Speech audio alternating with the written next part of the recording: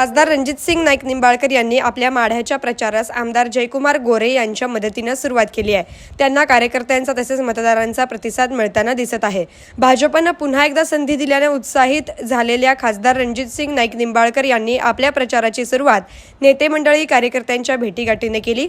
आमदार जयकुमार गोरेंसह या दौऱ्याची सुरुवात माळशिरसचे आमदार राम सातपुते यांच्या मांडवे येथील श्रीराम या निवासस्थानी चहा व नाश्ता करून झाली।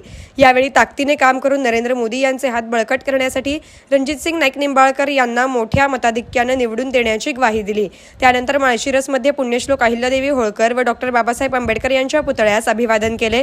त्यानंतर भाजपच्या किसान मोर्चाचे सोलापूर जिल्हाध्यक्ष बाळासाहेब सरगर यांच्या निवासस्थानी कार्यकर्त्यांशी हितगुज केले।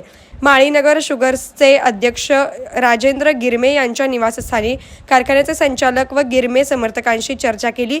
यावेळी राजेंद्र गिरमे यांनी खासदार रणजितसिंग नाईक निंबाळकर व आमदार जयकुमार गोरे यांचा यथोचित सत्कार केला।